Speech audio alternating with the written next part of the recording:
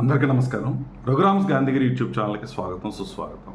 ఈరోజు మనం తీసుకున్నటువంటి అంశం నెవర్ గివ్ అప్ అంటే ఏంటి అన్న దాని గురించి ఈరోజు మనం మాట్లాడదాం. దేన్ని కూడా అంత సులువుగా వదులుకోవద్దు అనేటువంటి ఈ అంశం ఏదైతే ఉందో దాన్ని బలంగా కనుక మన మనసులో నాటుకోగలిగితే నువ్వు దేన్నైనా సాధించగలుగుతావు, ఎంతటి కష్టాన్నైనా ఓర్చుకోగలుగుతావు. పరిస్థితులు ఎలా ఉన్నా దాని నుంచి నువ్వు పాఠాలు నేర్చుకొని విజయం వైపు దూసుకుపోతావు అనేటువంటి అంశం మనందరం కూడా బురకెక్కించుకోవాల్సిన అవసరం ఉంది. ఎందుకంటే సమాజంలో విపరీతమైనటువంటి పోటీతత్వం అనేది ఉంది. మనిషి నిరంతరం కష్టపడి పరిస్థితులకు అనుగుణంగా నైపుణ్యాలను నేర్చుకొని మారుతున్నటువంటి కాలానికి అనుగుణంగా తను తాను మార్చుకుంటూ ఏది అవసరమో అవన్నీ నేర్చుకుంటూ ముందుకెళ్ళినప్పుడే సక్సెస్ అనేది సాధించగలుగుతాం. అయితే ప్రస్తుత పోటీ ప్రపంచంలో మరి ఈ విధమైనటువంటి మైండ్ సెట్ని ఎవరైతే అలవాటు చేసుకోగలుగుతారో వాళ్ళు మాత్రమే సక్సెస్ను అందుకోగలుగుతారు. అంటే ఇది ఏంటి, బలంగా నువ్వు ఏదైతే లక్ష్యాన్ని పెట్టుకున్నావో ఆ లక్ష్యాన్ని సాధించేటంత వరకు నిరంతరం ప్రయత్నం చేయడమే నెవర్ గివ్ అప్ అంటే. ఓటమి ఎదురైనప్పుడు లేదా ఒక సమస్య జటిలమైనప్పుడు నువ్వు దాని నుంచి తప్పించుకునేటువంటి ప్రయత్నం చేయకుండా ఆ సమస్యను పరిష్కరించుకునేటువంటి దిశగా ముందుకెళ్ళడం అనేది మనిషి అలవాటు చేసుకోవాలి. సర్వసాధారణంగా ప్రతి మనిషికి ఒక గతం అనేది ఉంటుంది. ఆ జరిగిపోయినటువంటి ఆ గతంలో కొన్ని చేదు అనుభవాలు మనం చవి చూసాల్సిన పరిస్థితి వస్తూ ఉంటుంది. ఓటమిల్ని ఎదుర్కొనేటువంటి పరిస్థితి ఉంటుంది.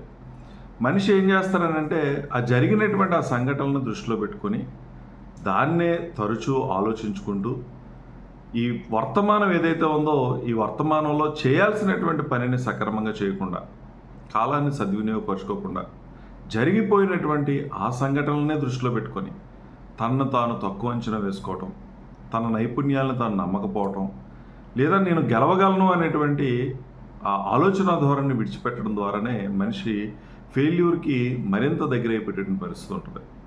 మనం ఏం చేయాలనంటే జరిగిపోయినటువంటి గతాన్ని గుర్తు చేసుకునే కన్నా దాన్ని విశ్లేషణ చేసుకోవడం అనేది చేయాలి. ఏం జరిగింది, ఎందుకు ఓటమి వచ్చింది, ఏం తప్పిదం చేస్తే ఈరోజు ఈ పరిస్థితిలో ఉన్నాను నేను అనేటువంటి విషయాలని మనం గుర్తుపెట్టుకోవాలి తప్పించి జరిగిపోయినటువంటి సంఘటనని కాదు. ఒక చక్కటి లెసన్ ఇస్తుంది మనకి. అది ఎదురైనటువంటి ఓటమి ఒక గుణపాఠాన్ని నేర్పిస్తుంది మనకి. ఏం తప్పులు చేసాం, ఏం చేయాలి, ఏం చేయకూడదు, ఎలా మాట్లాడాలి, ఎలా మాట్లాడకూడదు, ఈ విషయాలను మన గతం మనకు అందిస్తుంది. నిజం కూడా జరిగిపోయినటువంటి గతాన్ని మనం మార్చలేం కదా. దాన్ని విశ్లేషణ చేసుకొని అందులోంచి ఏం తీసుకున్నాం అనేటువంటి విషయాన్ని మనం గుర్తుపెట్టుకోవాలి. ఇక భవిష్యత్తులో కూడా మనం ఏమైనా పరిగెట్టుకుని వెళ్ళిపోలేం. భవిష్యత్తులోకి వెళ్ళాలి అన్నా కూడా ఈ వర్తమానాన్ని సక్రమంగా మనం సద్వినియోగం చేసుకొని సమయాన్ని సద్వినియోగం చేసుకున్నప్పుడే భవిష్యత్తు మారుతుంది. నువ్వు ఊహించేసుకున్నంత మాత్రం చేత నువ్వు అమాంతంగా భవిష్యత్తులోకి వెళ్ళిపోయి నువ్వేమవ్వాలనుకుంటే అది అయిపోం కదా. నువ్వు భవిష్యత్తు బాగుండాలన్నా కూడా ఈ వర్తమానాన్ని మనం సద్వినియోగపరచుకోవడం అనేది నేర్చుకోగలగాలి. ఈ వర్తమానాల్లో ఎన్నో కష్టాలు, ఎన్నో ఇబ్బందులు, ఏది అనుకూలించదు, ఎవరూ నీకు సహాయపడరు, నువ్వు అనుకున్నది అనుకున్నట్టు కాకుండా అంతా వ్యతిరేక దిశగా జరుగుతున్నటువంటి పరిస్థితి మనం చూస్తూ ఉంటాం. అయినప్పటికీ ఓపిక పట్టి ఉండటం, సహనంతో ఉండటం అనేది మనం అలవాటు చేసుకోవాలి. విమర్శిస్తూ ఉంటారు, నువ్వు ఏం చేసినా విమర్శిస్తుంటారు. ఎంత మంచి పని చేసినా విమర్శ వస్తుంది, లేదు ఎంత చెడ్డ పని చేసినా విమర్శ వస్తూ ఉంటుంది. నీ పని నువ్వు చేసుకుంటూ పోతే ఈ జనాలకు నచ్చదు. అయినప్పటికీ ఎన్ని విమర్శలు వచ్చినా, ఎవరు నిన్ను ఏమన్నా, ఎవరు నిన్ను తప్పు పట్టినా ఎట్టి పరిస్థితుల్లోనూ దాన్ని వదలడానికి వీల్లేదు. చాలామంది ఏం చేస్తారంటే నేను డైవర్ట్ చేసే ప్రయత్నం చేస్తూ ఉంటారు. నువ్వేదో కష్టపడుతూ ఉంటావు, ఓ లక్ష్యాన్ని పెట్టుకొని ఇది చేస్తే బాగుంటుంది అనేటువంటి ఆలోచన ధోరణితో విపరీతంగా కష్టపడుతూ ఉంటారు. ఎవరో ఒకరు వస్తారు, ఇది కాదు, ఇది నీ వల్ల సాధ్యం కాదు, దీనికన్నా ఇది బెటర్ ఆప్షను, ఇలా మాట్లాడే వాళ్ళు కూడా ఉంటారు. నిజంగా ఏదైనా ఒక ఆర్గనైజేషన్లో పనిచేస్తున్నప్పుడు కూడా ఇటువంటి సందర్భాలు ఎదురవుతూ ఉంటాయి.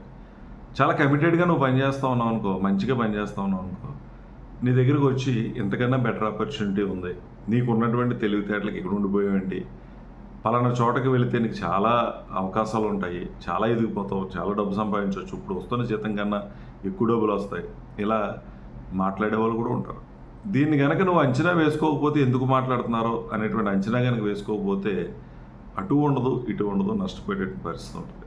నీకు మంచి అనిపించింది, నీకు నచ్చింది, నువ్వు ఏం చేయాలని అనుకున్నావో అది చేస్తూ ఉన్నటువంటి పనిని ఎవరో ఏదో చెప్పారని మార్చుకునేటువంటి పరిస్థితి కూడా ఉండకూడదు. ఎన్ని కష్టాలైనా ఎన్ని ఇబ్బందులైనా నిర్ణయం నీదే అయి ఉండాలి. నీకు చేయాలనిపిస్తే చెయ్యి, నీకు మారాలనిపిస్తూ నువ్వు మారు. వాళ్ళు చెప్పారు వీళ్ళు చెప్పారు అనేటువంటి విషయాన్ని నువ్వు అసలు పట్టించుకుంటే జీవితంలో ముందుకెళ్ళడం అనేది జరగనటువంటి పని. ఇవన్నీ జరగాలని అంటే మొట్టమొదట నీ మీద నీకు ఒక నమ్మకం అనేది ఉండాలి. ఆత్మవిశ్వాసం అనేది చాలా ఇంపార్టెంట్. నువ్వు ధైర్యవంతుడు నువ్వు అనుకోవాలి. దేన్నైనా నేను ఫేస్ చేయగలను అనేటువంటి ఆలోచనతోనికి రావాలి. గెలుపు ఎంతో దూరంలో లేదు, నేను కష్టపడితే గెలుపుని చేరుకోగలను అనేటువంటి ఆలోచన ధోరణి, పాజిటివ్నెస్ అనేది చాలా ఇంపార్టెంట్. సక్సెస్ అవ్వటానికి ఈ నీ మీద నీకు నమ్మకం, ఈ పాజిటివ్గా ఆలోచించుకునేటువంటి గుణం చాలా కీలకమైనటువంటి అంశాలు. దేన్నైనా నేను చేసేయగలను, గెలుపుకి నేను చాలా దగ్గరగా ఉన్నాను అనేటువంటి భావం తరచూ మీరు అనుకుంటూ ఉన్నప్పుడు ఖచ్చితంగా నువ్వు సక్సెస్ అనేది సాధించగలుగుతావు. బలమైనటువంటి కోరిక మనిషికి చాలా అవసరం. కోరికలు చాలామందికి ఉంటాయి, కానీ అన్నీ బలంగా ఉండవు. కానీ నువ్వు పెట్టుకున్నటువంటి ఆ లక్ష్యం ఏదైతే ఉందో ఆ లక్ష్యం చాలా బలంగా నువ్వు అనుకోవాలి. ఏది ఏమైనా సరే నేను సాధించి తీరాలి అనేటువంటి దృఢ సంకల్పం మనిషికి ఖచ్చితంగా గెలుపు దగ్గర తీసుకెళ్తుంది. చేసే పనిలో అంకిత భావం, నిబద్ధత, ఇది చాలా కీలకమైనటువంటి అంశాలు.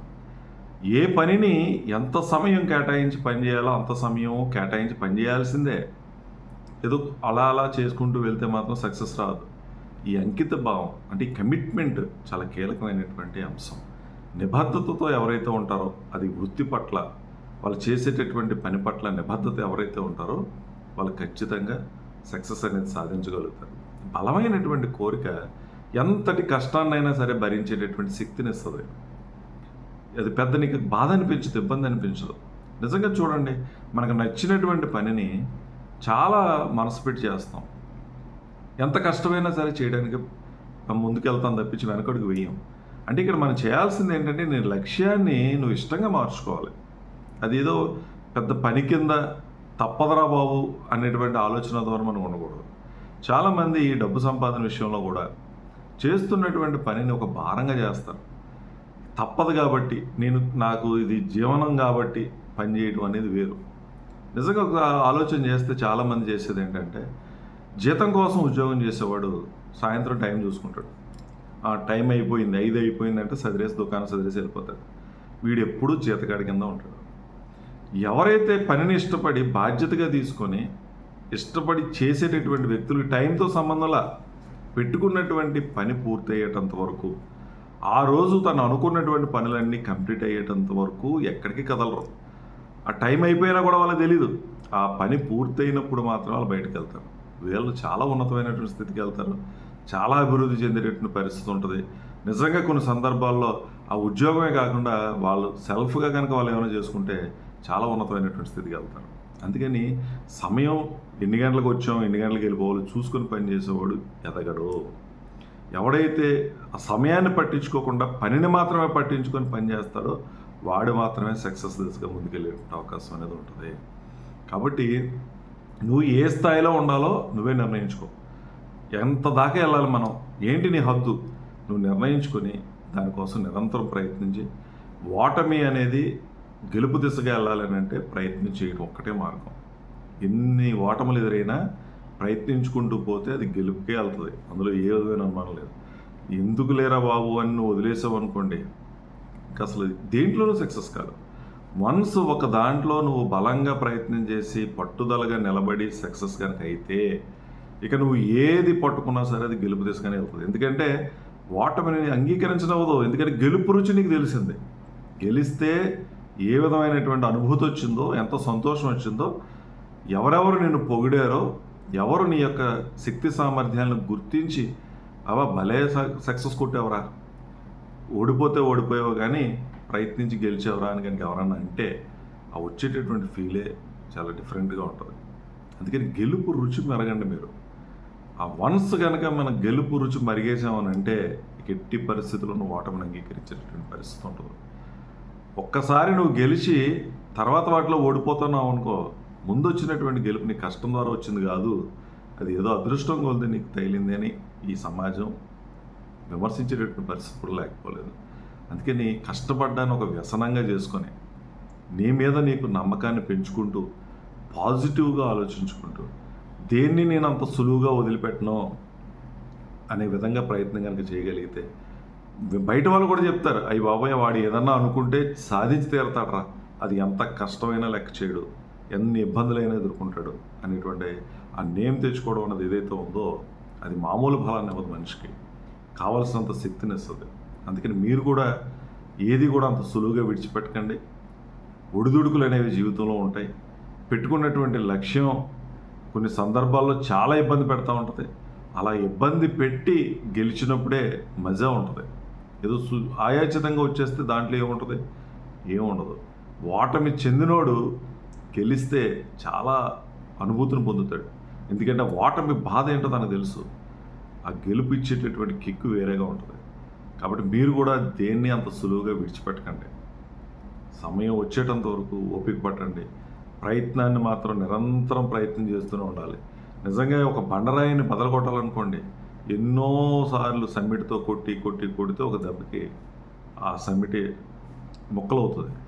దాని అర్థం లాస్ట్ దెబ్బ బలంగా కొట్టామని కాదు, ముందు నుంచి ఎక్కడ కొట్టాలో అక్కడ కొడుతూ ఉన్నటువంటి ఎన్నో సుత్తి దెబ్బలు ఫైనల్గా తగిలినటువంటి ఆ దెబ్బ ఫలితాన్ని ఇచ్చింది.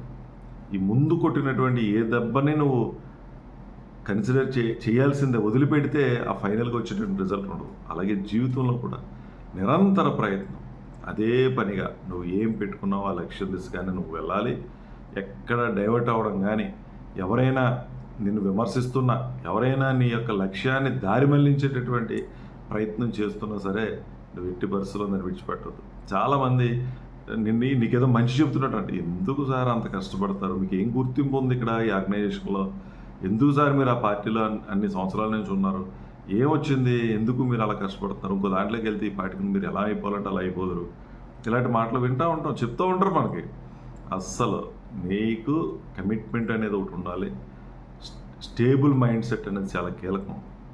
గెలవాలని అంటే స్థిరమైనటువంటి మనస్తత్వం, బలమైనటువంటి కోరిక, అంకిత భావం కలిగినటువంటి పని, నిబద్ధతతో పనిచేయటం, ఇవి చాలా కీలకమైనటువంటి అంశాలు. నువ్వు మంచి అని నమ్మింది ఎవరు చెప్పినా దాన్ని విడిచిపెట్టేటటువంటి ఆలోచన మాత్రం మన మనసులోకి రాకూడదు. అలా ప్రయత్నం చేస్తే ఖచ్చితంగా నువ్వు గెలుస్తావు. అందుకని అంత సులువుగా దేన్ని వదలకండి. లక్ష్యాన్ని బలంగా నిర్దేశించుకోండి. అది చేరేటంత వరకు కష్టపడండి. జీవితం నేర్పేటటువంటి ప్రతి పాఠాన్ని తీసుకోండి. పరిస్థితులకు అనుగుణంగా, సమాజానికి అనుగుణంగా మిమ్మల్ని మీరు నిత్య విద్యార్థిలా కొత్త విషయాలు నేర్చుకోండి. తెలియనటువంటి విషయం ఎంత చిన్న వ్యక్తి దగ్గర నుంచైనా నేర్చుకోవడానికి సిద్ధంగా ఉండండి. మిమ్మల్ని మీరు మార్చుకునేటువంటి ప్రయత్నం చేయండి. మార్పుకి ఎప్పుడూ సిద్ధంగా ఉండండి. ఒక బిరిగేసుకొని ఆ బిరిలో ఉండిపోయేటటువంటి పని కనుక చేస్తే నువ్వు అనుకున్నటువంటి లక్ష్యాన్ని చేరుకోలేవు. హద్దులు దాటి ప్రయత్నం చేసి నిరంతర ప్రయత్నం చేస్తేనే సక్సెస్ అనేది అందుకోగలుగుతాం. కాబట్టి ఈ విషయాలన్నింటినీ తెలుసుకొని మీరు ఆ విధమైనటువంటి ప్రయత్నం చేస్తారని ఆశిస్తూ, ఓపికగా వీడియో చూసిన ప్రతి ఒక్కరికి పేరు పేరున కృతజ్ఞతలు తెలియజేస్తూ సెలవు తీసుకుంటున్నాను. ఈ వీడియో మీకు నచ్చినట్లయితే లైక్ చేయండి, షేర్ చేయండి, కామెంట్ చేయండి. మరిన్ని వీడియోల కోసం ప్రక్కనే ఉన్న బెల్ ఐకాన్ను క్లిక్ చేయండి. నా ఛానల్లో వచ్చే మరిన్ని ఇంట్రెస్టింగ్ వీడియోల కోసం సబ్స్క్రైబ్ చేయండి రఘురామ్స్ గాంధీగిరి యూట్యూబ్ ఛానల్.